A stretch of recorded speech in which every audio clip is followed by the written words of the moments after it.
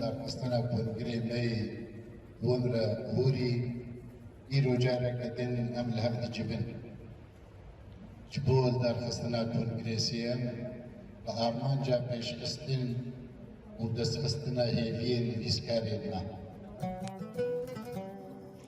نشان دستپێکە یەکیتیان ویسکارên کوردستانە سووریا مرۆڤ بە گاوەکە پیچووک دەست بە خەباتێ دکە کو وەرگێرەکە پراتیکی یا ڕامانێک پیچووکە پاشێ ئەو مەزن دەبە گەرڤین ئازوەری و ئارمان ژێرە وەرە هەفکرێن و تێدا ناڤینێک گونجان بە ئافرینە و دەبە و کار ببە کارێک مەزن سەرکەفتن ڕۆژێکێ یان ژی بجوانی دمرە بێیک و کەس ژێ ببیزە بڤی ئاوایی فکرا ئاواکردنا کۆمبوونا نویسکارên کورد li Sûriyê dest pê kir بڕاستی ji bo avakirina çarçoveyek çandî angoyekîtî û nivîskarên Kurd li Sûriyê li hev dicivîne nîşan hebûn. Di sala 1973 de hin nivîskar û helbestvanan di wê demê de xwedane hev û yekîtiyek bi navê Yekîtiya Nivîskarên Kurd li Sûriya damezrandin û Melebeşîrê Şêxzahir ango bêxew ji bo serok hat helbijartin. Paşê hejmarek ji nivîskarên Kurd di sala 1995 û 1996 ji 15 nivîskarên Kurd li bajarê Qamişlo Civiyan ji bo gotûbêjkirina fikra avakirina kombûna nivîskarên Kurd ji ber ku yekîtiya nivîskarên Ereb Kurdên ku bi zimanê Erebî dinivîsin wan paşguh dikin. Ji xwe bi çi awayî nivîskarên ku bi zimanê Kurdî yê qedexekirî dinivîsin qebûl nakin. Nivîskarên bi Kurdî dwarê edebiyat û zimanê Kurdî de dixebitin gelek astengî û binçavkirin û zîndankirin û pirtûkên wan ji aliyê ewlehiya şofînîzm û regesperest dihatin desteserkirin. Wisa nivîsandina bi Kurdî ji kolandina qada mayînkirî metirsîntir bû. Mixabin ew helwest neçûn serî lê ji encama têkilî û pêwendiyan roj bi roj û sal bi sal helwest nehatin birîn û rawestandin. Ew helwest dibûn egera ku li her bajarekî grûpên rewşenbîrî dihatin damezrandin. Lêbelê çalakiyên van koman li ser sînorên erdnîgariyê yên her bajarekî girtî man û çavdêriya ewlehiyê piştî zwabûna bihara Şamê û bûyerên bajarê Qamişlo di sala 2004 de zêdetir bû. Li destpêka 2013 komîtek ji bo damezrandina Kongrê Yekîtiyê hat avakirin û çalakiyên têkilî bi nivîskar û grûpên bajaran berdewam kirin. Ji encamê biryara damezrandina Yekîtiyê di yekemîn kongêr de hat standin de 11 meha 2013 li Hola Melekî li bajarê Qamişlo. Ev bû yekemîn gav ku yekîtî ji ber wê hesta ku di nav xelkê de pir zêde bû ku rojên rejêmê ji ber dawî û rûxandinê ne هات دامەزراندن و نویسکار کەتن بن باندۆرا وەیەکێ دبن خوا دناو کۆمەلە ڕێخستن و فدراسیۆناندا خوا برێخستن بکن و خوا ئامادە بکن ji bo ڕووبڕووبوونا بالەهیاک و ڕووخاندنا ڕژێمێ دەربکەوێ.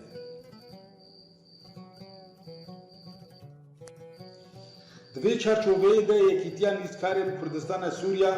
wê demê bi navê Yekîtiya Nivîskarên Kurd bi amadebûna 143 nivîskarên jin û mêr hat damezrandin û di nav encamên kongir de hilbijartina desteyek rêveber ji bo Yekîtiya Nivîskarên Kurd li Sûriyê Elî Cizîrî wek serokê Yekîtiyê hat hilbijartin. Biryara li darxistina Kongirê Awarta hate dayîn. Yekîtiya Nivîskarên Kurdistana Sûriya roja şemî hefteyê meha deha 2015 li bajarê Dêrka Hemko bi amadebûna 76 endaman ji bilî neamadebûna 23 endaman Yekîtiya Nivîskarên Kurdistana Sûriya Kongirê xwe awarta li darxist dibin duruşma pênosa azad hêviya gela.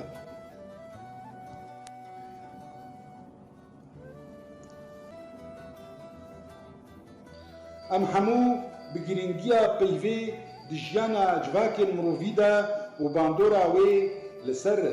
helwest û ramanên mirovan dizanin, nemaze di rewşên dijwar û awarta yên ku welatê me têda derbas dibe ku şer têda gur bûye û bi sedan kes jiyana xwe ji dest didin. Welatek wêran dibe bi lez û bez civak di hemû warên jiyanê de ber û rûxandinê diçe. Bê îşbîrkirin têkçûna rewşa Kurdî û bandorên wê li ser jiyana xelkê bi taybetî diyarda koçberî û penaberiyê ku gihiştiya astên metirsîdar û karakterê demografîya Kurdistana Sûriyê tehdîd dike. Ji vir û şûn de rola pênosa azad dronîkirina tarîtiya dem û war de û di pêşxistina edebiyata û çandê de girîng e. Li hember vê rewşê Kongir birpirsiyarî li ser rawesta û xema serkeftina Kongir li ser her helwest û nêrînekê serdest bû û li gorî dema ku ji bo her paragrafê hatiye veqetandin mijarên girîng tevahî hatin gotûbêjkirin bi biryarên rêxistinî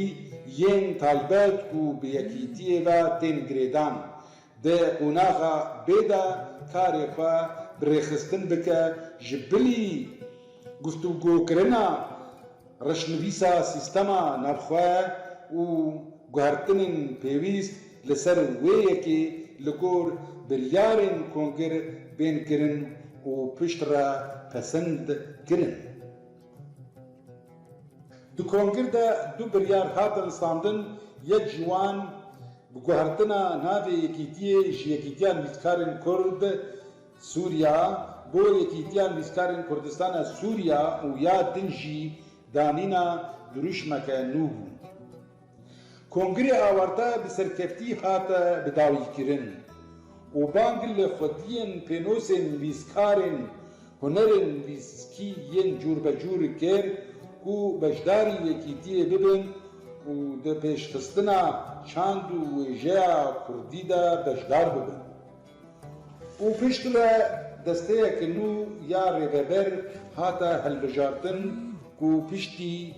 bidawîbûna Kongir ekser desteya rêveber civînek li darxist têda mamosta Wesna Hamed serokê nû yê Yekîtiyê hat hilbijartin li şûna mamosta Elî Cizîrî û Abdulsemed Mehmûd û Luqman Yûsef wek jêgirê wê hatin hilbijartin. Ji wê çaxêve Yekîtiya Nivîskarên Kurdistana Sûriya weke şaneyek mêşa hingiv karê xwe bi rêk û pêk dike û hekkarî heşt şaxan لباجارên Kurdî hestûça dirbêsiyê Amûdê, Qamişlo, Tirbespiyê, Girkêlegê, Dêrka Hemko û şaxên xwe yên Herêma Kurdistanê hewlêr û dihok aktîv dike û têkiliyên xwe bi hevkarên xwe yên li Ewropa ji bo nûnerîtiyekê li Ewropayê damezrînin xurttir dike û şandên xwe bo destgehên rewşenbîrî û rêxistinî yên hundir û derveyî Kurdistana Sûriya baştir dike û bi dehên çalakiyên wêjeyî li her deverê bê rawestan berdewam dike û xebata xwe ya çandî di rêya kovara pênosa azad û malpera xwe ya elektronî belav dike. Hêjayê gotinê ye ku çend caran Kongirê duyem ji ber egerên bê ewlehiyî û rewşa nearam û êrişên Daeş li Kobanî û dadkirina Tirkiya û çeteyên wê li Efrîn û Serêkanî û Girêspî û teqandina otomobîlên mayînkirî li Qamişlo û belavbûna êşa koronayê lê cîhanê Kongir dihat paşxistin. Piştî darxistin û serkeftina Kongirê duhemîn Kongirê Yekîtiya Nivîskarên Kurdistana Sûriya di roja 4 meha şeşan 2021 de li bajarê Qamişlo li Hola Efrîn ku di dawî de ofîsa civcîkar a nû hatibû hilbijartin.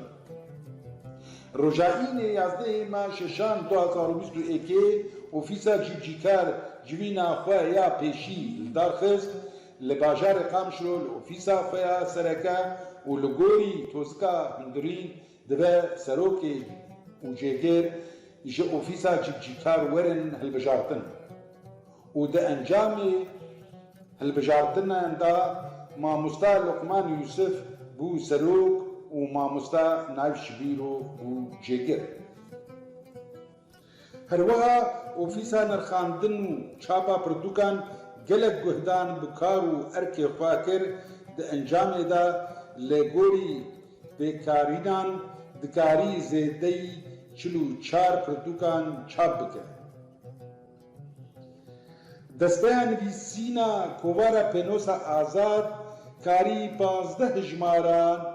ji kovara xwe ya werzî bi her du beşên Kurdî û Erebî çap bike.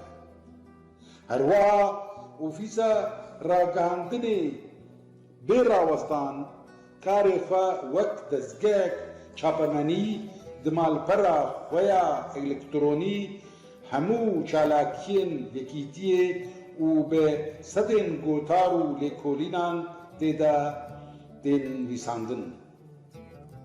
Komîteya Afirandina Xelata Yekîtiya Nivîskarên Kurdistana Sûriya ya salane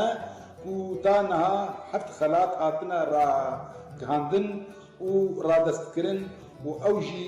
di roja zimanê Kurdî de radestî evan wêjevanan bûne. Yek Ehmedê Şêx Saleh, di do Ferhadê Eçmo, sê Merwan Berekat, 4 Bêwar Ibrahîm, Dildarê Aştî, Mehmûd Sabrî, Tengezan Marînî. Li darxistina ahinga salane bi boneya roja rojnamegeriya Kurdî ku bi wê bûnê xelatek taybet radestî malbeta rojnamevanê Kurd Ferhad Hemo bûye yê ku ji layê çekdarên Daeş ve hatiye revandin û ta îro çarenivîsa wî nediyar e. Li rêkevtê 29 meha 2023 li bajarê Qamişlo li Hola Efrînê Yekîtiya Nivîskarên Kurdistana Sûriya sêmîn kongerê xwe yê bi navê Mehmûd Sabrî evîndarê xemgîn li darxist û amadebûna 54 endaman li hundir û 5 endaman ji her du nûneratiya ya Ewropa û Herêma Kurdistanê di rêya Zomêr re. پشتی دارخستنا سیامین کنگره یکیتیان ویسکارین کردستان سوریا دبن ناوین ویسکار و رستوان کرد محمود صبری اویدار غمگین لدارخستنا کنفرانسین هر دو نونراتین یکیتیه لأوروپا و لهرما کردستان کمیته ریوبریا یکیتیه جوینا خویا یکم لباجار قامشو دارخست لگوری دنگدانی مامۆستا عەبدولحەکیم محەممەد هات هەلبژاردن سەرۆکی یەکیتیە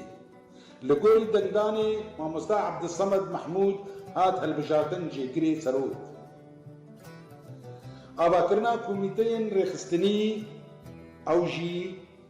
وەک بریارên هاتین دانین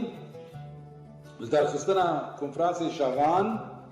دانینا پرۆژە و پیلانên گونجاو و چالاکiyên چەند ڕەوشەنبیر و ji قوناغên داهاتî re li dawiya civadê tekezî li ser pêşxistina kar û xebata hemû endamên yekîtiyê di warê wêje û zimanê Kurdî de hate kirin.